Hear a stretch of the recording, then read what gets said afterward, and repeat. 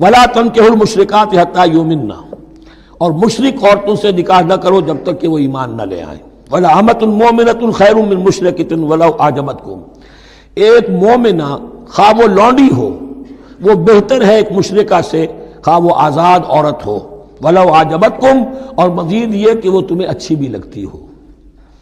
وَلَا تُنكِحُوا الْمُشْرِكِينَ، اور نہ اپنی عورتوں کا نکاح کرو، نکاح میں دو اپنی عورتوں کو، اپنی بیٹیوں کو مشرکوں کے، حتیٰ یؤمنوا، جب تک کہ وہ ایمان نہ لے آئیں۔ وَلَعَبْدٌ مُّؤْمِنٌ خَيْرٌ مِّن مُشْرِكٍ وَلَوْ أَعْجَبَكُمْ، مسلمان اگر غلام ہے تو وہ بھی بہتر سمجھو مشرک سے جو آزاد ہے اور وہ تمہیں پسند بھی ہے، مالدار بھی ہے یا اور بھی ہے، اس کے اندر دوسرے پہلو بھی ہیں۔ اولئک یدعون الی النار، دیکھو وہ جو ہے وہ پکار رہے ہیں، آگ کی طرف بلا رہے ہیں، تمہیں بھی لے جائیں گے، تمہاری اولاد کو بھی لے جائیں گے۔ واللہ یدعو الی الجنۃ والمغفرۃ باذنہ، اللہ تمہیں بلا رہا ہے جنت کی طرف اور مغفرت کی طرف اپنے حکم سے۔ وَيُبَيِّنُ آیاتہ للناس لعلہم یتذکرون، اور اللہ اپنی آیات واضح کر رہا ہے لوگوں کے لیے تاکہ وہ نصیحت اخذ کریں۔ وَيَسْأَلُونَکَ عَنِ الْمَحِیض، اور وہ عورتوں کے ایام ماہواری کے بارے میں آپ سے سوال کر رہے ہیں۔ قُلْ هُوَ اذًا، کہہ دیجئے وہ ایک ناپاکی بھی ہے اور ایک تکلیف کا مسئلہ بھی ہے۔ فَاعْتَزِلُوا النِّسَاءَ فِي الْمَحِیض، تو حیض کی حالت میں اگر تمہاری بیویاں ہوں تو ان سے علیحدہ رہو، مقاربت نہ کرو۔ وَلَا تَقْرَبُوهُنَّ حَتَّى يَطْهُرْنَ، اور ان سے مقاربت نہ کرو یہاں تک کہ وہ پاک ہو جائیں۔ فَإِذَا تَطَهَّرْنَ، اور جب وہ خوب پاک ہو جائیں، فَأْتُوهُنَّ مِنْ حَيْثُ أَمَرَكُمُ اللَّهُ، تو اب ان کی طرف جاؤ، جو بھی تمہیں تعلق قائم کرنا ہے کرو، جہاں سے کہ تمہارے رب نے تمہیں حکم دیا، اللہ نے حکم دیا ہے۔ یہ اللہ کا حکم کیا ہے؟ یہ ہے امر طبیعی، ہر انسان جانتا ہے، ہر حیوان کو معلوم ہے، وہ طبیعی شے ہے۔ لیکن یہ کہ اب عورتوں کے ساتھ بھی اگر انسان جو ہے وہ لواطت کا فعل شروع کر دے، قوم عمل لوط، تو ظاہر بات ہے کہ عمل قوم لوط تو وہ چیز جو ہے غلط ہے، وہ حرام ہے۔ یہ تو اللہ تعالیٰ نے جو بھی تمہاری فطرت میں ڈالا ہے راستہ، وہ در حقیقت من حیث امرکم اللہ، ان اللہ یحب التوابین و یحب المتطہرین، یقیناً اللہ محبت کرتا ہے بہت توبہ کرنے والوں سے اور بہت پاک بازی اختیار کرنے والوں سے، ان ناپاک چیزوں سے دور رہنے میں۔ نساؤکم حرث لکم، تمہاری بیویاں تمہارے لیے کھیتیوں کے مانند ہیں، جیسے کھیت میں بوتے ہو، فصل کاٹتے ہو، بیویوں کے ذریعے سے اللہ تعالیٰ تمہیں اولاد عطا کرتا ہے۔ فاتو حرثکم انا شئتم، تو جو بھی کھیتی والی جگہ ہے ادھر تم جاؤ جدھر سے چاہو، یعنی اس میں یہ ہے کہ کوئی رکاوٹ نہیں ہے، وہ داہنی طرف سے بائیں طرف سے جدھر سے بھی ہو، لیکن ہو وہ فرج کے اندر، وہ مقد کے اندر معاملہ نہ ہو۔ فاتو حرثکم انا شئتم وقدموا لانفسکم، اور اپنے آگے کے لیے سامان کرو، یعنی اپنی اولاد۔ انسان جو ہے بڑھاپے کے لیے اس کا ایسٹ بنتی ہے اس کی اولاد۔ آج تو دنیا اولاد سے بھاگتی ہے، لیکن ایک زمانے میں تو اولاد جو ہے وہ عصائے پیری شمار ہوتی تھی۔ وَقَدِّمُوا لِأَنفُسَكُمْ وَاتَّقُوا اللَّهَ وَاعْلَمُوا أَنَّكُمْ مُلَاقُوهُ، اور اللہ سے کا تقوی اختیار کرو۔ ابھی آپ دیکھیں گے کہ جو حکم بھی شریعت کا آئے گا بار بار تکرار کے ساتھ جو ہے اس میں تو تقوی کا ذکر بار بار آئے گا، کہ ایک قانون ہے اس کی قانونیت ہے، ایک ہے تقوی۔ قانون کی لاکھ پیروی کی جا رہی ہو، تقوی نہ ہو تو وہ قانون جو ہے وہ مذاق بن جائے گا، تماشا بن جائے گا۔ اس کے بعد مثالیں آئیں گی ابھی۔ واتقوا اللہ واعلموا انکم ملاقوہ، اور اللہ کا تقوی اختیار کرو اور جان لو تمہیں اس سے مل کر رہنا ہے، حاضر ہونا ہے اس کے جناب میں۔ وبشر المؤمنین، اور اے نبی اہل ایمان کو بشارت دے دیجئے۔ ولا تجعلوا اللہ عرضۃ لایمانکم، ایک اور حکم آ گیا، اللہ تعالیٰ کا نام جو ہے وہ تختہ مشق نہ بنا لو اپنی قسموں کے لیے۔ قسم کھا بیٹھا، میں تو اللہ کی قسم کھا بیٹھا ہوں، اب یہ قسم کھا بیٹھا اس لیے میں یہ کام نہیں کر سکتا، چاہے وہ نیکی کا کام تھا، کسی وقت غصے میں آدمی آ کر قسم کھا بیٹھتا ہے۔ حضرت ابو بکر صدیق نے بھی قسم کھا لی تھی۔ مستح ان کا ایک ایسا تھا مسلمان غریب کہ جس کی وہ مدد کیا کرتے تھے، لیکن مستح بھی جب حضرت عائشہ پر تہمت میں ملوث ہو گیا تو حضرت ابوبکر نے قسم کھا لی کہ یہ بدبخت جس کی میں سرپرستی کرتا رہا، یہ بھی میری بیٹی پر تہمت لگانے میں شامل ہو گیا، اب میں اس کی کبھی مدد نہیں کروں گا۔ یہ سورہ نور میں آئے گا، ان سے کہا گیا نہیں ایسا نہ کرو، تم اپنے نیکی کے دروازے کو کیوں بند کرتے ہو؟ قسم کھا لی، قسم کو کھول دو، کفارہ دے۔ وَلَا تَجْعَلُوا اللَّهَ عُرْضَةً لِأَيْمَانِكُمْ أَن تَبَرُّوا وَتَتَّقُوا، نیکی کا کام کرنے سے، تقوی کے کام سے رکنے کے لیے قسم کھا لینا۔ وَتُصْلِحُوا بَيْنَ النَّاسِ، اور اس سے کہ لوگوں کے مابین مصالحت کرو۔ اب آپ نے کسی دو بھائیوں کے درمیان جھگڑا تھا، مصالحت کی کوشش کی، آپ کی بات نہیں مانی گئی، اب اللہ کی قسم ہے صاحب اب میں آپ کے معاملے میں دخل نہیں دوں گا، اب میں تو قسم کھا بیٹھا، نہیں بھائی، اصلاح بین الناس جو ہے، اصلاح ذات البین، یہ کرتے رہو، اور ایسی قسم کھائی ہے اس کا کفارہ دے دو۔ واللہ سمیع علیم، اور اللہ تعالیٰ سننے والا اور جاننے والا ہے۔ لا یؤاخذکم اللہ باللغو فی ایمانکم، اللہ تعالیٰ مؤاخذہ نہیں کرے گا تم سے جو تم بغیر مقصد کے، بغیر عزم اور ارادے کے قسم کھا بیٹھتے ہو۔ یہ عربوں کا رواج ہے، واللہ باللہ کے بغیر ان کا کوئی جملہ شروع ہی نہیں ہوتا۔ تو یہ در حقیقت قسم کھانے کا ان کی اس وقت نیت نہیں ہوتی، بلکہ یہ ان کا ایک، جس کو ہم کہتے ہیں تقیہ کلام ہے، ان کا ایک اسلوب ہے گفتگو کا، واللہ باللہ ہے، تو اس پر مؤاخذہ نہیں ہے۔ وَلَٰكِن يُؤَاخِذُكُم بِمَا كَسَبَتْ قُلُوبُكُم، ہاں جو تم نے ارادہ کر کے، تمہارے دلی ارادے کے ساتھ جو تم نے قسم کھائی ہے، پھر اس پر مؤاخذہ ہوگا، اسے توڑو گے، اس کا ایک کفارہ ہے، وہ بعد میں آئے گا۔ وہ کفارہ جو ہے وہ پھر سورہ مائدہ کے اندر آ جائے گا۔ میں نے عرض کیا تھا کہ یہ اصل میں سورہ بقرہ میں بلو پرنٹ آ رہا ہے شریعت اسلامی کا، اور اس کے جو اصل چیزیں ہیں وہ پوری تکمیلی احکام وہ پھر آخر میں آئیں گے، کچھ سورہ نساء میں، کچھ سورہ مائدہ میں۔ واللہ غفور حلیم، اللہ غفور ہے، بخشنے والا ہے اور حلیم ہے، فوراً نہیں پکڑتا، فوراً سزا نہیں دیتا، مہلت دیتا ہے کہ اصلاح کر لو۔ للذین یولون من نسائہم تربص اربعۃ اشہر، اب یہ بھی ایک قسم کھا لی جاتی تھی کہ کسی وقت کسی مرد نے، کسی شوہر نے قسم کھا لی اب میں اپنی بیوی کے قریب نہیں جاؤں گا، ناراض ہو گئے، غصہ آ گیا، میں تمہارے سے کوئی تعلق نہیں رکھوں گا، یہ ایلا کہلاتا تھا۔ حضور نے بھی ایلا فرمایا تھا اپنی ازواج مطہرات سے، جب انہوں نے کچھ زیادہ نفقے کا مطالبہ کیا تھا کہ اب عام مسلمانوں کے ہاں بھی خوشحالی آ گئی ہے تو اب ہمارے اوپر یہ سختی کیوں ہے، ہمارا بھی جو نفقات ہیں، ہمارا جو خرچ ہے، وظائف ہیں، بڑھائے جائیں۔ اس پر حضور نے پھر ایلا کیا، اس کا ذکر ہے، وہ بعد میں آئے گا۔ لیکن وہاں عام طور پر لوگ قسم کھا کے بیٹھ جاتے تھے، اب قسم کھا لی ہے، پچھتا بھی رہے، کیا کریں، قسم کھا چکے، اب بیوی کے پاس کیسے جائیں؟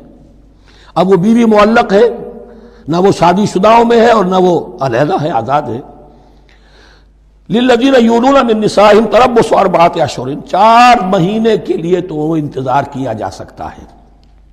فإن فاؤوا، اس دوران میں اگر وہ لوٹے، اپنی قسم کو ختم کرے اور رجوع کر لیں، تعلق کے زن و شوق قائم کریں، فإن اللہ غفور رحیم، تو اللہ تعالیٰ غفور اور رحیم ہے۔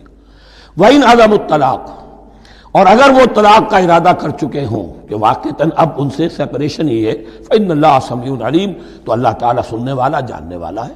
یعنی یہ کہ 4 مہینے سے زیادہ معلق نہ رکھو کسی کو، یا ادھر یا ادھر، یا فیصلہ کرو اور اسے فارغ کرو، اور یا پھر یہ کہ اپنی وہ قسم ختم کرو اور اس کا جو بھی کفارہ ہے وہ ادا کرو۔ اسی پر غالباً قیاس کیا تھا، بلکہ ساتھ ہی سیرت میں آتا ہے کہ حضرت عمر نے حضرت حفصہ سے پوچھ بھی لیا تھا۔ حالانکہ دیکھیے کہ باپ اور بیٹی کا معاملہ ہو رہا ہے، اور باپ بیٹی سے سوال کر رہا ہے، دین کے معاملے میں حیا اور شرم کی بات نہیں ہوتی۔ ان اللہ لا یستحی ان یضرب مثلا ما بعوضۃ فما فوقها، تو یہ کہ جو لوگ جہاد پر جاتے تھے، کچھ سال بھر گھر واپس نہیں آ رہا، اب ایک طرف تو ان پر مشقت ہے، وہ بیویوں سے دور ہیں، اہل و عیال سے دور ہیں، ادھر عورتیں جو ہیں وہ بغیر شوہروں کے جو وقت گزار رہی ہیں۔ تو پوچھا کہ کتنا عرصہ تم سمجھتی ہو کہ ایک عورت اپنی عصمت اور عفت کو سنبھال کر اپنے شوہر کا انتظار کر سکتی؟ تو حضرت حفصہ نے کہا 4 ماہ، اور میں سمجھتا ہوں کہ شاید انہوں نے اسی پر کہا ہو کہ یہ معلق رکھنے کا حکم بھی قرآن مجید میں جو ہے زیادہ سے زیادہ اس کی مہلت 4 مہینے ہے۔ والمطلقات یتربصن بانفسهن 3 قروء، اور جنہیں طلاق دے دی جائے ان پر لازم ہے کہ وہ اپنے جیوں کو روکے رکھیں 3 حیض تک، یہ عدت ہے۔ طلاق کے بعد 3 مہینے کی عدت ہے۔ اس عدت میں یا تو شوہر رجوع کر لے گا، اگر 1 یا 2 طلاقیں ہیں، تیسری طلاق ہو گئی تو رجوع کا حق نہیں ہے، وہ بعد میں بات آ جائے گی، اور اسی میں چاہے تو اس کے بعد جب مدت ختم ہو جائے گی تو پھر اب شوہر کا حق ختم ہو جائے گا، اب وہ آزاد ہوگی، لیکن اس مدت کے اندر وہ دوسری شادی نہیں کر سکتی۔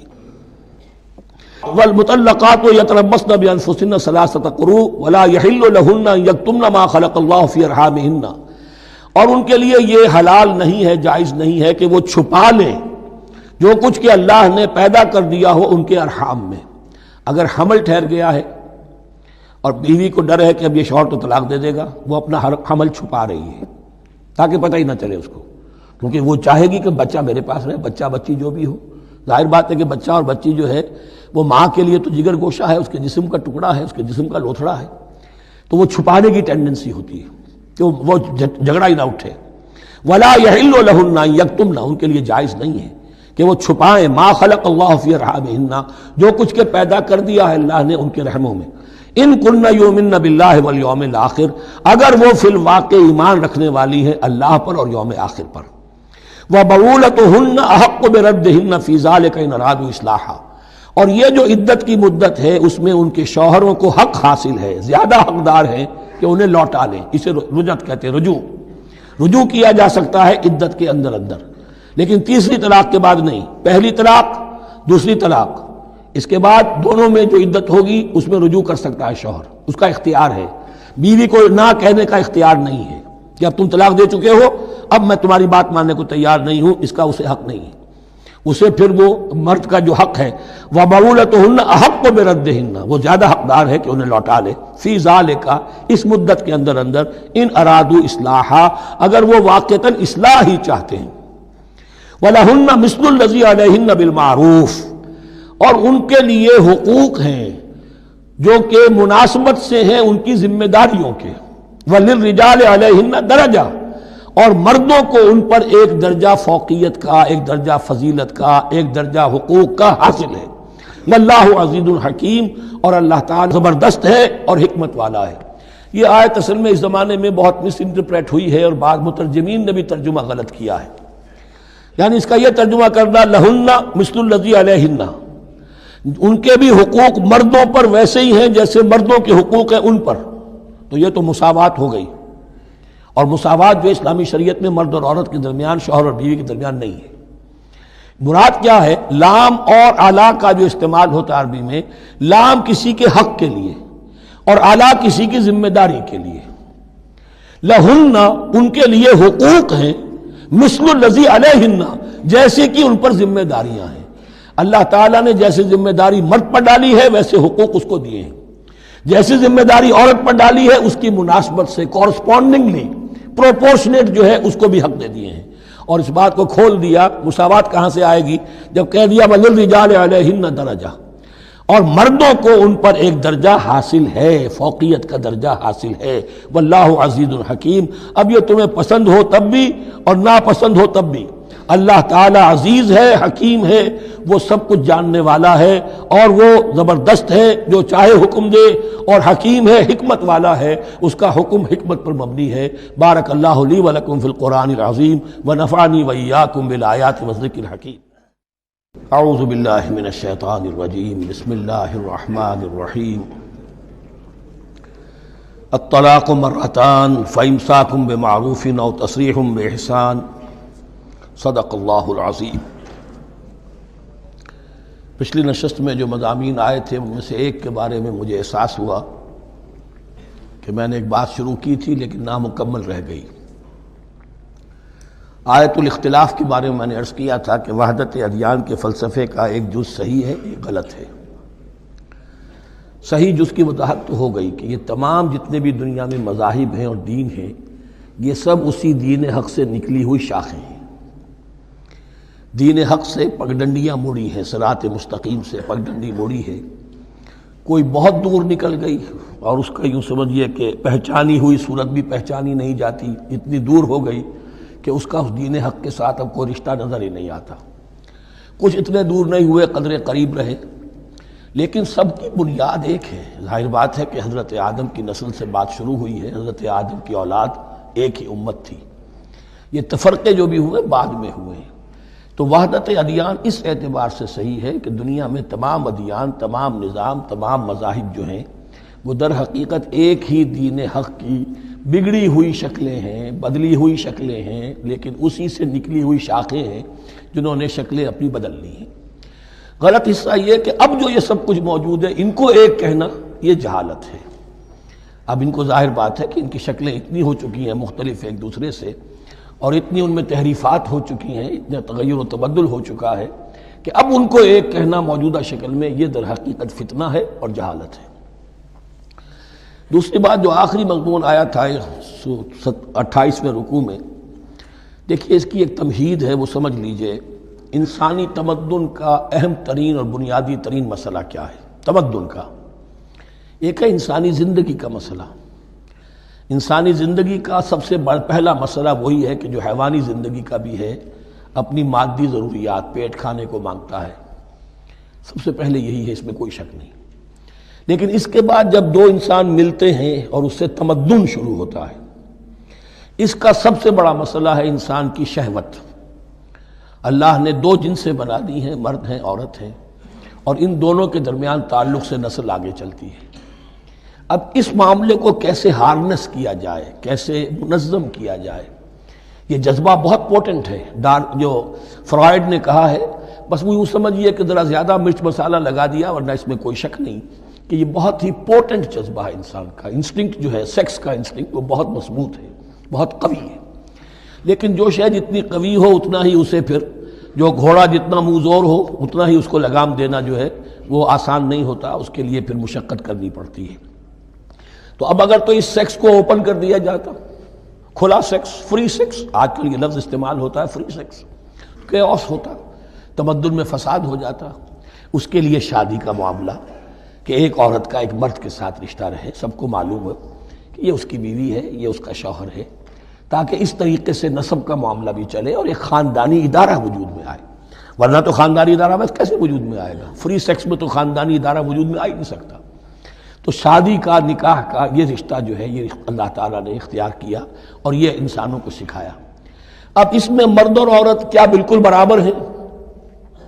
اس سے بڑی حماقت کوئی نہیں، اس لیے کہ کسی بھی ادارے کے دو برابر کے سربراہ نہیں ہو سکتے۔ اتنی موٹی بات ہے کہ اگر آپ کسی ایک محکمے کے دو ڈائریکٹر بنا دیں، بات غلط ہو جائے گی، خراب ہو جائے گی۔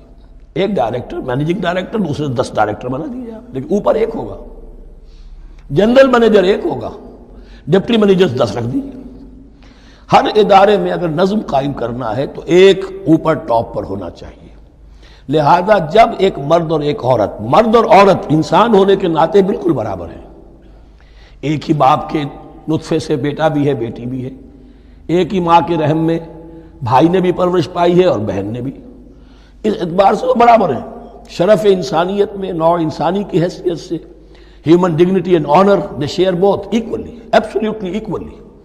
لیکن جب ایک مرد اور ایک عورت مل کر خاندان کے بنیاد رکھتے ہیں تو اب یہ برابر نہیں رہے۔ جیسے انسان سب برابر ہیں، لیکن چپڑاسی اور افسر برابر نہیں ہے، اس کے کچھ اور اختیارات ہیں، اس کے کچھ اور اختیارات ہیں، اس کے کچھ اور فرائض ہیں، اس کے کچھ اور فرائض ہیں۔ اس طریقے سے اس رشتے کے معاملے میں، اور یہ بھی نوٹ کر لیجئے کہ یہی وجہ اس قدر تفصیل کے ساتھ سب سے پہلے احکام قرآن میں دیے جا رہے ہیں اسی آئلی قوانین کے متعلق۔ لیکن تمدن کی جڑ بنیاد یہ ہے، یہاں سے خاندان بنتا ہے، اور خاندانوں کے اجتماع کا نام معاشرہ ہے۔ خاندان کا نظام، اب ہمارا پاکستانی جو معاشرہ ہے، اگر ہماری 14 کروڑ تعداد ہے اس وقت، 7 افراد ایک خاندان کے اگر آپ شمار کر لیں تو آپ سمجھیے اتنے خاندان ہماری دنیا میں اس وقت موجود ہیں، 2 کروڑ خاندان ہیں، ان خاندانوں پر مشتمل ہے۔ خاندان کا ادارہ مستحکم ہوگا، معاشرہ مستحکم ہو جائے گا۔ خاندان کے ادارے میں صلاح ہوگی، فلاح ہوگی، معاشرے میں صلاح و فلاح آئے گی۔ وہاں فتور ہوگا، فساد ہوگا، بے چینی ہوگی، ظلم ہوگا، ناانصافی ہوگی، وہاں کنفلکٹس ہوں گے، میاں اور بیوی میں جو ہے جھگڑے ہو رہے ہوں گے تو اولاد کی تو جو ہے پھر وہاں تربیت صحیح نہیں ہو سکتی، ان کی تربیت میں منفی چیزیں شامل ہو جائیں گی۔ تو یہ ساری چیزیں جس کی وجہ سے بڑی تفصیل سے قرآن مجید میں احکام دیے گئے ہیں، آئلی قوانین، ان میں جہاں تک یہ معاملات ہے، طلاق کا معاملہ ہے، اس میں برابر نہیں ہے۔ شادی کرنے میں عورت کو بھی حق ہے، وہ شادی سے انکار کر دے، جبر نہیں کیا جا سکتا۔ ایک مرتبہ وہ نکاح میں آ گئی ہے تو اب شوہر کا پلڑا بھاری ہے، شوہر اسے طلاق دے سکتا ہے، اگر ظلم کے ساتھ دے گا اللہ کے ہاں جواب دہی کرے گا اور پکڑ ہو جائے گی، لیکن اختیار ہے۔ وہ خود طلاق نہیں دے سکتی، البتہ طلاق حاصل کر سکتی ہے، خلا جسے ہم کہتے ہیں، وہ عدالت کے ذریعے سے، بڑوں کے ذریعے سے، رشتہ داروں کے ذریعے سے خلا کرے، لیکن طلاق دینے کا حق اس کو برابر نہیں ہے مرد کی طرح۔ اسی طرح اگر ایک طلاق دی تھی مرد نے اور اب یہ عدت پوری نہیں ہوئی ہے، وَبَعُولَتُهُنَّ أَحَقُّ بِرَدِّهِنَّ، اب وہ کہے تو نے طلاق دے دیا، میں تیرے گھر میں بسنے کو تیار نہیں ہوں، نہیں، اختیار مرد کا ہے، عدت کے اندر 3 مہینے کے اندر وہ اس کو واپس لے سکتا ہے، اس کو طلاق رجعی کہتے ہیں۔ یہ تمام چیزیں ایسی ہیں کہ بہرحال خواتین کو اچھی نہیں لگتی، اور آج کی دنیا میں تو جو یہ مرد و عورت کی مساوات کا سلسلہ ہے، یہ شیطان کا سب سے بڑا فلسفہ اور معاشرے میں فساد اور گندگی پیدا کرنے کا اس کا سب سے بڑا ہتھیار ہے۔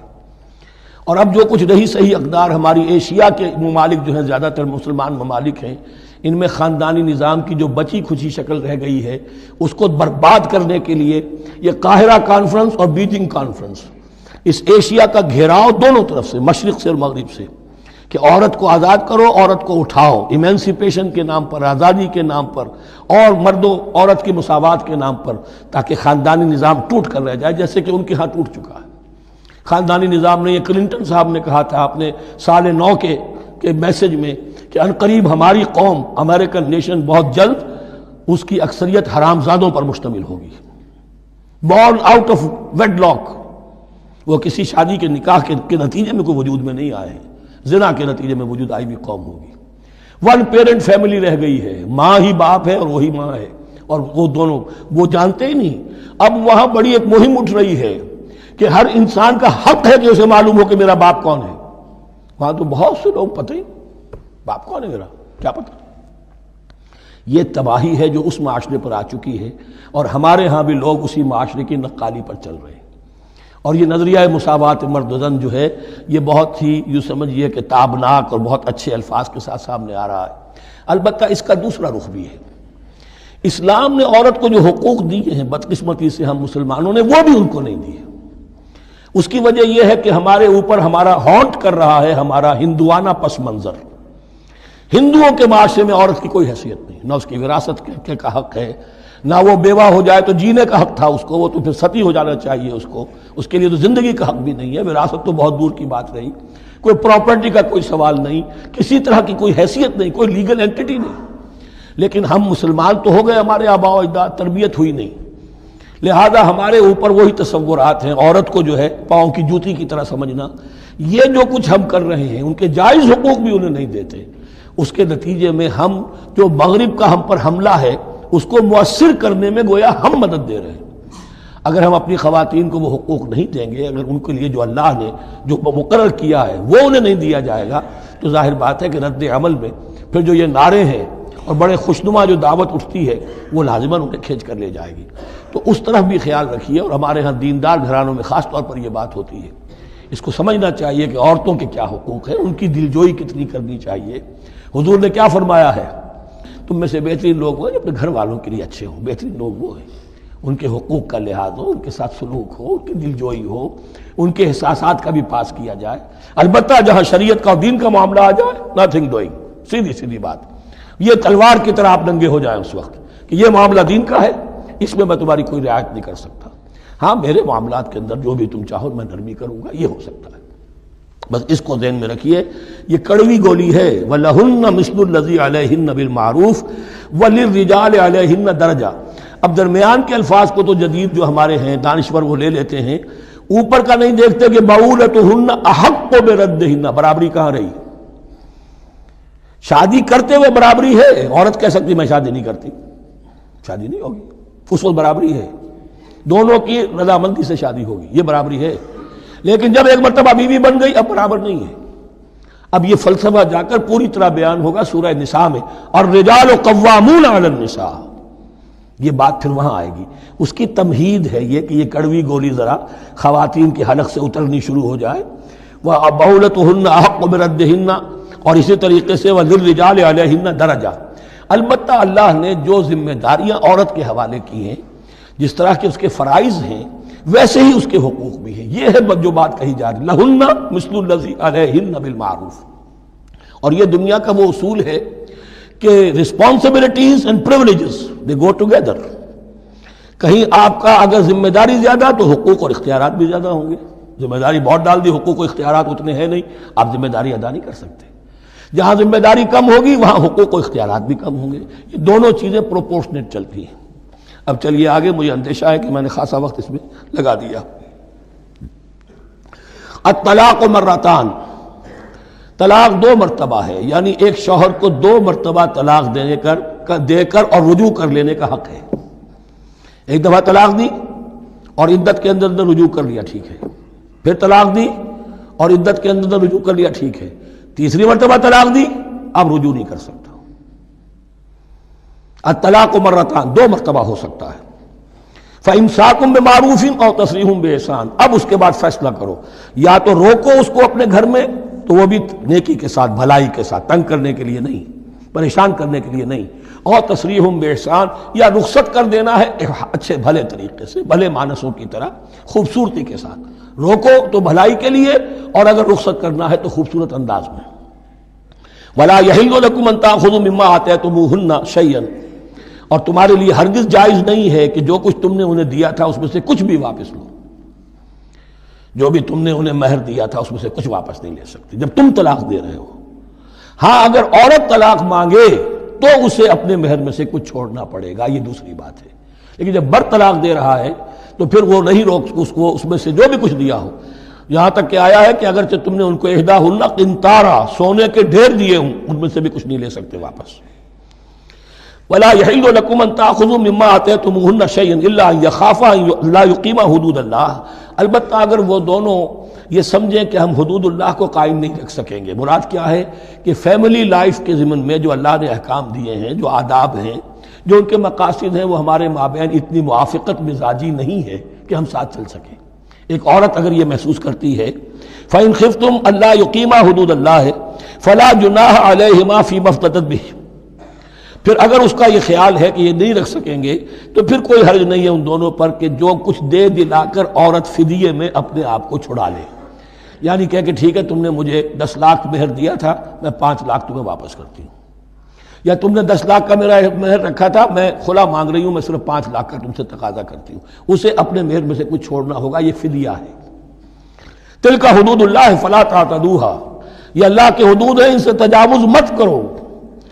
دیکھیے روزے وغیرہ کے ضمن میں فلا تقربوها، اور یہاں فلا تعتدوها، اس لیے کہ یہاں بڑے دھڑلے سے آدمی جو ہے وہ ان حدود کو پامال کر جاتے ہیں، قانون یہی رہ جاتا ہے، روح اس کی ختم ہو جاتی ہے۔ وَمَن يَتَعَدَّ حُدُودَ اللَّهِ فَأُولَٰئِكَ هُمُ الظَّالِمُونَ، اور جو اللہ کے حدود سے تجاوز کرتے ہیں وہی ظالم لوگ ہیں۔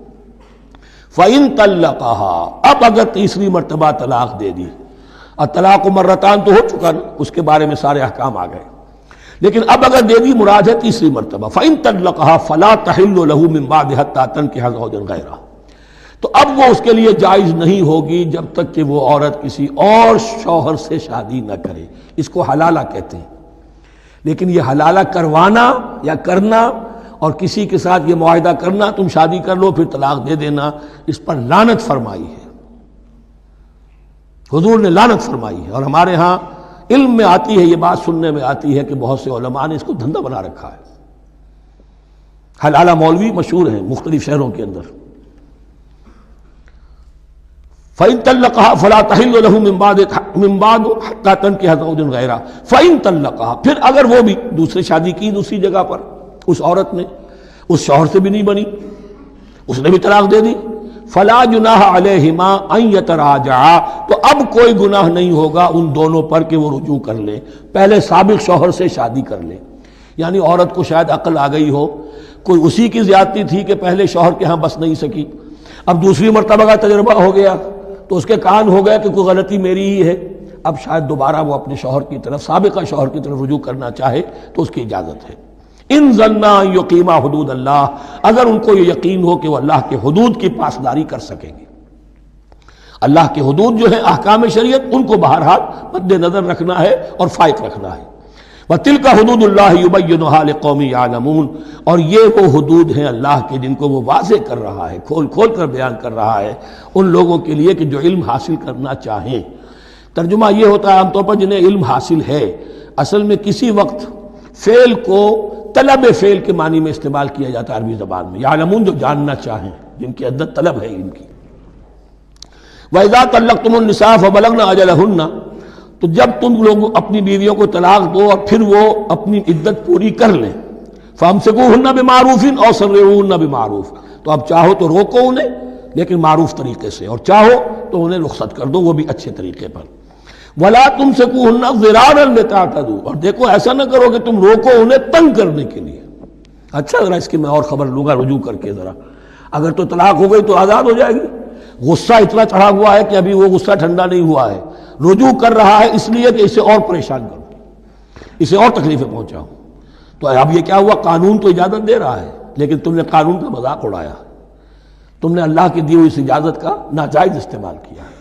ہاں اگر بسانے کا واقعی ارادہ ہو گیا ہے تو ضرور تم رجوع کر لو، رجوع کا حق تمہیں ہے، لیکن اگر یہ نہیں ہے، پریشان کرنا ہے، فلا تمسکوہن ولا تمسکوہن ضرارا لتعتدوا، ضدم ضدہ ان پر زیادتی کرنے کے لیے، ستانے کے لیے، ومن یفعل ذلک فقد ظلم نفسہ، اور جو کوئی بھی یہ کام کرے گا اس نے اپنی جان پر ظلم ڈھایا۔ ولا تتخذوا آیات اللہ ہزوا، اور دیکھو اللہ کی آیات کو مذاق اور کھیل نہ بنا لو، ٹھٹھا نہ بنا لو۔ یہ اچھی طرح جان لیجئے، لا از لا and there can be law which has no flaw. Flawless law is impossible. اس لیے تقوی، اللہ کا خوف ہر جگہ پر بار بار، ورنہ تم اللہ کی شریعت کا تماشا بنا دو گے، ٹھٹھا بنا دو گے۔ ولا تتخذوا آیات اللہ ہزوا واذکروا نعمت اللہ علیکم، اور یاد کرو، ذکر کرو، شعور کرو اللہ کے انعامات کا جو تم پر ہوئے ہیں۔ وما انزل علیکم من الکتاب والحکمت، اور جو اس نے نازل فرما دی ہے تم پر اپنی کتاب، اپنی شریعت اور حکمت، یعظکم بہ، اس کے ذریعے سے تمہیں نصیحت کر رہا ہے، سیدھا راستہ بتا رہا ہے۔ واتقوا اللہ، اللہ کا تقوی اختیار کرو۔ واعلموا ان اللہ بکل شیء علیم، اور جان لو کہ اللہ تعالیٰ کو ہر چیز کا حقیقی علم حاصل ہے۔ وَإِذَا طَلَّقْتُمُ النِّسَاءَ فَبَلَغْنَ أَجَلَهُنَّ فَلَا تَعْضُلُوهُنَّ أَن يَنكِحْنَ أَزْوَاجَهُنَّ إِذَا تَرَاضَوْا بَيْنَهُم بِالْمَعْرُوفِ، اور جب تم عورتوں کو، اپنی عورتوں کو طلاق دے دو، پھر وہ اپنی عدت پوری کر لیں، تو مت آڑے آؤ اس میں کہ وہ عورتیں پھر نکاح کر لیں اپنے سابق ازواج سے، اذا تراضوا بینہم بالمعروف، جبکہ وہ آپس میں رضامند ہو جائیں بھلے طریقے پر۔ یعنی اگر طلاق مغلظ نہیں ہے، دیکھیے ایک طلاق ہوتی ہے بائن، پہلی طلاق، دوسری طلاق، یہ جب تک عدت ختم نہیں ہوئی طلاق رجعی کہلاتی ہے، اس کے دوران شوہر کو رجوع کرنے کا حق ہے۔ عدت پوری ہو گئی، اب یہ بائن ہو گئی، اب شوہر اور بیوی کا جو رشتہ ہے ٹوٹ گیا۔ اب اگر نکاح ہوگا تو دوبارہ ہوگا، اس میں عورت کی مرضی کو دخل ہے۔ عدت کے اندر عورت کی مرضی کو دخل نہیں ہے، لیکن عدت کے بعد اب عورت کو اختیار ہے، اب تو نکاح ثانی ہوگا، سوائے طلاق مغلظ کے۔ تیسری طلاق اگر ہو گئی ہے تو پھر جب تک اس کا نکاح کسی اور سے نہ ہو جائے، وہ بھی طلاق دے دے، تو ان کے درمیان نکاح نہیں ہو سکتا۔ گویا کہ یہ دو طلاقوں کے بعد اگر پھر یہ لوگ، جبکہ طلاق بائن ہو چکی ہو، وہی عورت وہی مرد پھر نکاح کرنا چاہیں، تو اب تم آڑے مت آؤ۔ ہوتا کیا ہے، عورت کے بھائی ہیں، اب انہیں غصہ چڑھا ہوا، اس بدماش نے یہ کچھ کیا تھا، اس نے تمہیں ایسے ایسے ستایا تھا، اس نے یہ کیا تھا، اب تمہیں ہم شادی نہیں کرنے دیں گے اس کے ساتھ۔ نہیں، یہ کام تمہارا نہیں ہے۔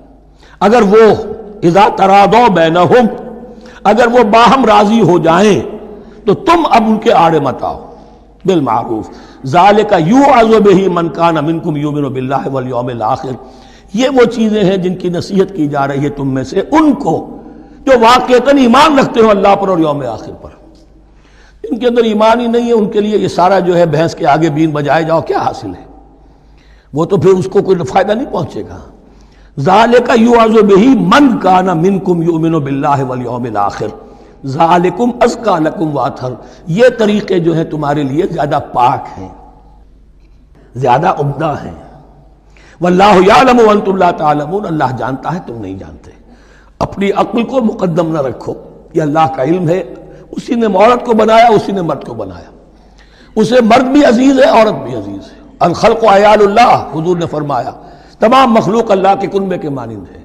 اللہ کو تو اپنا ہر انسان، مرد ہو یا عورت ہو، محبوب ہے، پسندیدہ ہے، اس کی تخلیق ہے، اس کا شاہکار ہے، لیکن یہ کہ وہ جانتا ہے کہ عورت کے کیا حقوق ہونے چاہیے، مرد کے کیا ہونے چاہیے۔ لہذا واللہ یعلم وانتم لا تعلمون والوالدات یرضعن اولادہن حولین کاملین، اور والداؤں کے لیے، ماؤں کے لیے ضروری ہے کہ وہ اپنی اولاد کو 2 سال دودھ پلائیں پورا۔ اور یہ خاص طور پر یہاں تذکرہ ہو رہا ہے جب طلاق کا مسئلہ ہو۔ اب طلاق ہو گئی، شوہر تو علیحدہ ہو گیا، شوہر کہتا ہے بھائی میرا بچہ تو میرا ہے، قانوناً تو اولاد شوہر کی ہوتی ہے، لیکن تم اسے دودھ پلاؤ، تو 2 سال تک وہ عورت انکار نہیں کر سکتی، دودھ پلائے گی۔ لمن اراد ان یتم الرضاعہ، جو شخص چاہے کہ یہ رضاعت پوری کروائے اپنی سابقہ مطلقہ بیوی سے۔ وعلی المولود لہ رزقہن وکسوتہن بالمعروف، لیکن اس عرصے کے لیے جس کی وہ اولاد ہے، یعنی شوہر جو سابق ہے، اس کے ذمے ہے اس کا رزق اور اس کا لباس، جسے ہم نان نفقہ کہتے ہیں۔ 2 سال اگر اس نے دودھ پلانا ہے اس ماں نے، مطلقہ ماں نے، اپنے طلاق دینے والے شوہر کے بیٹے کو یا بیٹی کو، تو اب اس عرصے کے دوران اس کا نان نفقہ اس کے ذمہ ہے، باپ کے ذمہ ہے، بالمعروف، بڑے طریقے سے۔ یعنی یہ کہ ایسا نہ ہو کہ ہے تو کروڑ پتی لیکن اب وہ اس کو، بیوی کو، مطلقہ کو وہ دینا چاہے نان نفقہ اپنی خادماؤں کی طرح کا، نہیں، وہ ہونا چاہیے معروف طریقے پر۔ لا تکلف نفس الا وسعها، کسی پر ذمہ داری نہیں ڈالی جاتی مگر اس کی وسعت کے مطابق۔ لا تضار والدۃ بولدہا، نہ تو تکلیف پہنچائی جائے والدہ کو اپنے بچے کی وجہ سے، ولا مولود لہ بولدہ، نہ جس کا وہ اولاد ہے، جس کا وہ بیٹا یا بیٹی ہے یعنی باپ، نہ اس کو تکلیف پہنچائی جائے۔ کوئی لا ضرر ولا ضرار، حضور کی حدیث ہے، دونوں کے ساتھ منصفانہ سلوک کیا جائے۔ وعلی الوارث مثل ذلک، اب فرض کیجئے وہ شخص جو تھا طلاق دینے والا وہ تو مر گیا، تو وارث کے ذمے، اس کا جو وارث ہے اس کے ذمے نان نفقہ رہے گا، اس کے اپنے مرحوم والد کی اگر اولاد اس کی کسی مطلقہ بیوی کے پاس ہے 2 سال تک دودھ پلانے کے لیے۔ فَإِنْ أَرَادَا فِصَالًا، اب یہ بھی ہو سکتا ہے کہ وہ دونوں جو ہیں کہیں کہ سب میں تو دودھ نہیں پلاتی، یا یہ کہ وہ شوہر چاہے ان تراض منہما، دونوں راضی ہو جائیں کہ میں دودھ نہیں پلواتی، آپ دودھ چھڑوا دیجئے، وتشاور، آپس میں رضامندی اور مشورے سے، فلا جناح علیہما، اس میں بھی کوئی حرج نہیں۔ اگر دودھ چھڑوانا چاہیں، وہ کسی اور سے دودھ پلوانا چاہتے ہیں، کوئی دایا رکھ لی ہے اس سے دودھ پلوانا چاہتا ہے، ٹھیک ہے، لیکن ہونا چاہیے جبر نہ ہو، ماں پر جبر نہ ہو۔ ان تراض منہما، دونوں کی رضامندی سے، وتشاور، اور مشورے سے، فلا جناح علیہما، تو پھر ان دونوں پر کوئی حرج نہیں ہے۔ وَإِنْ أَرَدْتُمْ أَن تَسْتَرْضِعُوا أَوْلَادَكُمْ فَلَا جُنَاحَ عَلَيْكُمْ، اگر تم چاہو کسی اور سے اب دودھ پلوانا، رضاعت کروانا، تو اس میں بھی کوئی حرج نہیں۔ فَلَا جُنَاحَ عَلَيْكُمْ إِذَا سَلَّمْتُمْ مَا آتَيْتُمْ بِالْمَعْرُوفِ، جبکہ ان کی ماں، اس کی ماں کو تم دے چکو جو کچھ کہ تم نے طے کیا تھا معروف اور بھلے طریقے پر۔ واتقوا اللہ، اور اللہ کا تقوی اختیار کرو۔ وَاعْلَمُوا أَنَّ اللَّهَ بِمَا تَعْمَلُونَ بَصِيرٌ، اور جان لو کہ جو کچھ تم کر رہے ہو اللہ اسے دیکھ رہا ہے۔ وَالَّذِينَ يُتَوَفَّوْنَ مِنكُمْ وَيَذَرُونَ أَزْوَاجًا، اور وہ کہ جو تم میں سے وفات پا جائیں اور وہ چھوڑ جائیں بیویاں، يَتَرَبَّصْنَ بِأَنفُسِهِنَّ، اب یہ عدت جو تھی، ایک تھی طلاق کی عدت، وہ 3 ماہواریاں آ جانا، 3 مہینے اندازاً، اور ایک ہے جو فوت ہو گیا، اور بیوہ کی عدت کیا ہے۔ والذین یتوفون، جو تم میں سے وفات دے دیے جائیں، منکم، تم میں سے، ویذرون ازواجا، پیچھے بیویاں چھوڑ گئے ہوں، یتربصن بانفسہن 4 اشہر وعشرا، وہ روکے رکھیں اپنے نفسوں کو 4 مہینے اور 10 دن، 4 مہینے 10 دن تک ایک جو بیوہ عورت ہے وہ کوئی اور نکاح نہیں کر سکتی، 4 مہینے 10 دن۔ فَإِذَا بَلَغْنَ أَجَلَهُنَّ، اور جب وہ اپنی اس مدت تک پہنچ جائیں، یعنی پوری ہو گئی مدت عدت کی، فَلَا جُنَاحَ عَلَيْكُمْ فِي مَا فَعَلْنَ فِي أَنفُسِهِنَّ، تو تم پر کوئی گناہ نہیں ہے اس معاملے میں جو وہ اپنے بارے میں کریں۔ اب وہ آزاد ہے، نکاح کر سکتی ہے۔ اب تم روکنا چاہو، ہماری ناک کٹ جائے گی، یہ بیوہ بیٹھ نہیں سکی، اس سے رہا نہیں گیا، نہیں، غلط بات، تمہارا کوئی اختیار نہیں۔ لا جناح علیکم فیما فعلن فی انفسہن بالمعروف، کرے نیک طریقے سے، بھلے طریقے سے، شریعت کے مطابق، قواعد شریعت کے مطابق، تو تمہارا اختیار نہیں ہے کہ روکو۔ واللہ بما تعملون خبیر، اور جو کچھ تم کر رہے ہو اللہ اس سے باخبر ہے۔ ولا جناح علیکم فیما عرضتم به من خدمۃ النساء واکننتم فی انفسکم، اب یہ انہی بیواؤں کا ذکر ہو رہا ہے، تم پر کوئی حرج نہیں ہے کہ جو تم اشارے میں کوئی بات اور پیغام دینا چاہو کسی بیوہ کو، اشارے کنائے میں، لیکن یہ کہ اس میں عدت کے دوران نکاح تو نہیں ہو سکتا، اشارے کنائے میں یہ کچھ بات کہی جا سکتی ہے کہ مجھے دلچسپی ہے، شاید میں کوئی بھی طریقہ اختیار کیا جائے۔ او اکننتم فی انفسکم، یا اپنے دلوں میں چھپائے رکھو، تو اللہ کو کوئی اعتراض نہیں۔ اس میں یہ کہ ظاہر بات ہے کہ ایک آدمی علم اللہ انکم ستذکرونہن، اللہ کے علم میں ہے تمہیں ان کا خیال تو آئے گا ہی، آخر یہ عورت تھی، بیوہ ہو گئی ہے، اب میں اس سے شادی کر سکتا ہوں، آپ کو رغبت ہے اس کی طرف نکاح کی، تو اب کوئی آدمی سوچے میرے دل میں خیال آ رہا ہے بیوہ کے بارے میں، میں تو گناہ گار ہو گیا، میرا دل گناہ گار ہو گیا، نہیں، یہ قانون فطرت ہے۔ علم اللہ انکم ستذکرونہن، اللہ کے علم میں ہے ان کا خیال تو تمہیں آئے گا ہی۔ ولکن لا تواعدوہن سرا، لیکن ایسا نہ کرو کہ ان سے معاہدہ کر لو خفیہ خفیہ، طے ہو جائے، بات پکی ہو جائے، سرًا الا ان تقولوا قولا معروفا، سوائے اس کے کہ کوئی معروف بات کہہ دی جائے جس سے انہیں اشارہ مل جائے بس۔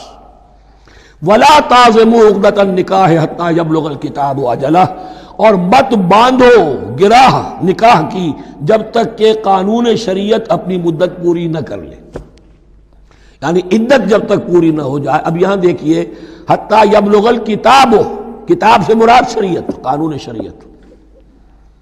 کتاب سے مراد یہاں کیا ہے کہ جو بھی قانون آ چکا ہے کتاب کے اندر، 4 مہینے 10 دن کے بعد نکاح اس سے پہلے نہیں ہوگا۔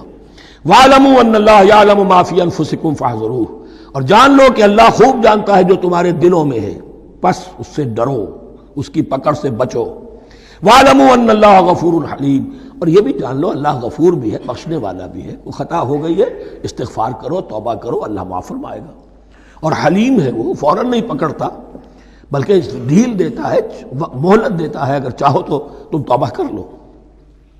لا جناح علیکم ان طلقتم النساء ما لم تمسوهن او تفرضوا لهن فریضہ، تم پر کوئی گناہ نہیں ہے کہ تم ایسی بیویوں کو طلاق دے دو کہ جن کو نہ تو تم نے اب تک چھوا ہو اور نہ ان کے لیے مہر مقرر کیا ہو۔ یہ ہو جاتا تھا نکاح جو ہے بچپن میں بھی کر دیے جاتے تھے، لیکن ابھی کوئی نوبت نہیں آئی ہے، نکاح تو ہو گیا لیکن نہ کوئی مہر مقرر ہوا ہے، نہ کوئی ان کی ملاقات ہوئی ہے۔ تو اگر ایسا کرو گے تو تم طلاق دے سکتے ہو۔ وَمَتِّعُوهُنَّ، لیکن شرافت کا تقاضا یہ ہے کہ جو لڑکی تم سے منسوب رہی ہے، اب اگر وہ رشتہ توڑ رہے ہو تو اسے کچھ دے دلا کر، اسے کچھ نہ کچھ متاع، کچھ سامان دنیاوی دے کر۔ مَتِّعُوهُنَّ عَلَى الْمُوسِعِ قَدَرُهُ وَعَلَى الْمُقْتِرِ قَدَرُهُ، جو وسعت والا ہے، جس کو کشائش حاصل ہے، غنی ہے، وہ اپنی حیثیت کے مطابق، اور جو تنگ دست ہے وہ اپنی حیثیت کے مطابق۔ متاعًا بالمعروف، اور یہ ساز و سامان دینا جو ہے یہ بھی بھلے انداز میں ہو، ایسا نہ ہو جو خیرات دی جا رہی ہو۔ حقاً علی المحسنین، یہ حق ہے محسنین پر، یہ سمجھے کہ ہم پر اللہ تعالیٰ کی طرف سے عائد کردہ یہ ذمہ داری ہے۔ وَإِن طَلَّقْتُمُوهُنَّ مِن قَبْلِ أَن تَمَسُّوهُنَّ وَقَدْ فَرَضْتُمْ لَهُنَّ فَرِيضَةً، اور اگر دوسری شکل یہ ہے کہ تم نے طلاق دی ایسی بیوی کو کہ جس کو تم نے چھوا تو نہیں ہے لیکن مہر مقرر ہو چکا تھا، فَنِصْفُ مَا فَرَضْتُمْ، تو اب آدھا مہر جو ہے جو تم نے فرض کیا تھا، جو طے کیا تھا، اس کا آدھا تو تمہیں دینا ہی دینا ہے۔ الا یعفون، الا یہ کہ وہ معاف کر دیں، ہمیں آدھا بھی نہیں چاہیے، یا چلیے ہمیں چوتھائی دے دیجئے۔ او یعفو الذی بیدہ عقدۃ النکاح، یا وہ اس کے اندر جو ہے سخاوت سے کام لے کہ جس کے ہاتھ میں نکاح کی گرہ ہے، گرہ تو مرد کے ہاتھ میں ہے، وہ کھول سکتا ہے، عورت طلاق دے نہیں سکتی، لہذا کیوں نہ ایسا کرو کہ تم پورا ہی مہر دے دو۔ فرمایا وَأَن تَعْفُوا، اگر تم درگزر کرو اور زیادہ دو، اقرب للتقویٰ، یہ تقویٰ سے قریب تر ہے۔ وَلَا تَنْسَبُوا الْفَضْلَ بَيْنَكُمْ، اپنے مابین احسان کرنا مت بھولو، اور اپنے مابین جو فضیلت اللہ نے تمہیں دی ہے عورتوں پر اس کو مت بھولو۔ تمہارا پھر ایٹیچیوڈ بھی ایسا ہونا چاہیے کہ تم اپنے بڑے ہونے کے حساب سے ان کے ساتھ نرمی کرو، ان کو زیادہ دو، ان کو جتنا بھی مہر مقرر کیا تھا اس سے بھی زیادہ دے دلا کے رخصت کرو۔ قانون میں تو صرف مہر ہوگا، البتہ قانون یہی ہے کہ اگر انہیں چھوا نہیں ہے، مقاربت نہیں ہوئی ہے، لیکن یہ کہ مہر مقرر ہو چکا تھا تو آدھا مہر تو لازماً دینا ہے۔ آدھا بھی یہ چھوڑ سکتی ہے عورت، لیکن تمہارے لیے بہتر ہے کہ تم پورا دو یا اور زیادہ دو۔ ان اللہ بما تعملون بصیر، یقیناً جو کچھ تم کر رہے ہو اللہ دیکھ رہا ہے۔ حافظوا علی الصلوات والصلاۃ الوسطی، محافظت کرو پوری طرح، چوکس ہو کر، چوکنے ہو کر تمام نمازوں کی، اور خاص طور پر صلاۃ وسطیٰ کی۔ یعنی بار بار جو آ رہا ہے، جان لو اللہ جانتا ہے، جان لو اللہ دیکھ رہا ہے، جو کچھ تم کر رہے ہو اللہ کی نگاہ میں ہے، جو کچھ تم کر رہے ہو اللہ باخبر ہے، یہ سارا کچھ جو ہے یہ اللہ کی یاد ذہن میں برقرار رکھنے کے لیے تمہیں نماز دی گئی ہے۔ 5 وقتہ تم حاضر ہو، دنیا کے کاروبار سے نکلو اور آ کر پھر عہد اللہ سے اپنا جو ہے، یہ جو حفیظ کا ایک شعر ہے، آؤ سجدے میں گرے لوح جبی تازہ کریں، سرکشی نے کر دیے دھندلے نقوش بندگی، آؤ سجدے میں گرے لوح جبی تازہ کریں۔ یہاں پر جو ہمارا بندگی کا نقش تھا، سرکشی کی وجہ سے وہ دھندلے ہو گئے ہیں۔ سرکشی نے کر دیے دھندلے نقوش بندگی، آؤ سجدے میں گرے لوح جبی تازہ کریں، کہ پھر اس پر اللہ تعالیٰ کے ساتھ جو عہد کیا ہے، ایاک نعبد و ایاک نستعین، اسے پھر تازہ کریں۔ حافظوا علی الصلوات والصلاۃ الوسطی، صلاۃ وسطی کے بارے میں بہت سے اقوال ہیں، لیکن عام طور پر اس سے مراد عصر کی نماز لی گئی ہے۔ دن میں 2 نمازیں اس سے پہلے ہیں، فجر ہے، ظہر ہے، 2 پھر بعد میں ہے، مغرب ہے، عشاء ہے۔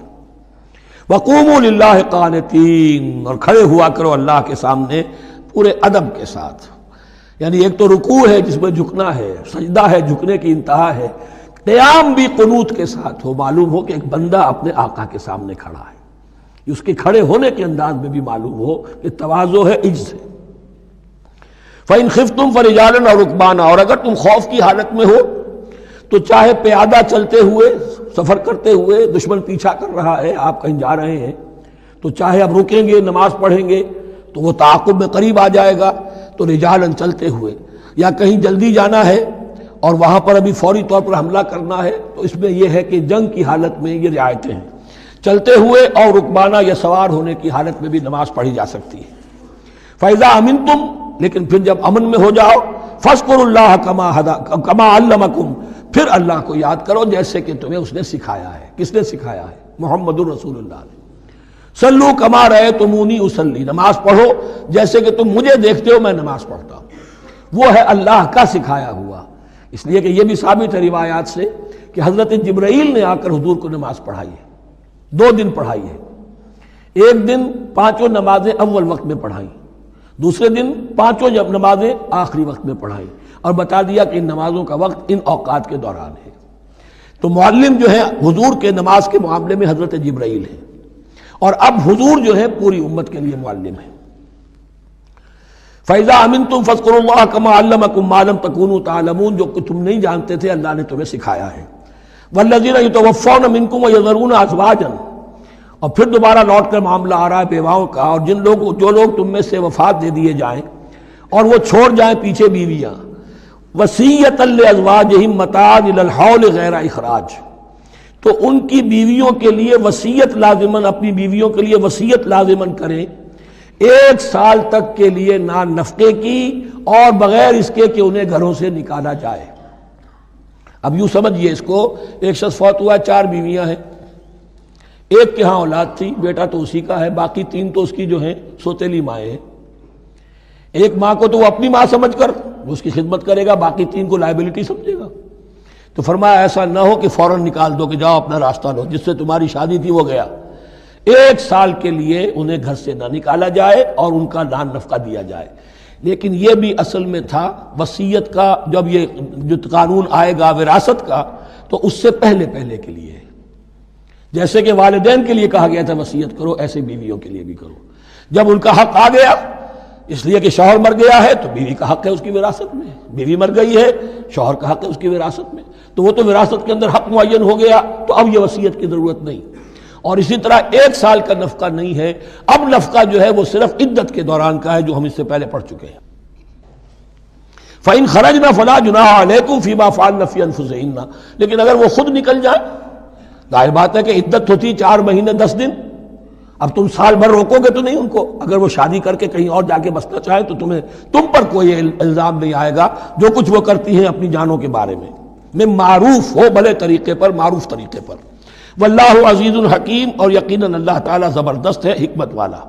وللمطلقات متاع بالمعروف، اسی طرح مطلقات کے لیے بھی ساز و سامان زندگی کی ضروریات ہے معروف طریقے پر، حقا علی المتقین، لیکن یہ ہے عدت کے وقت تک کے لیے۔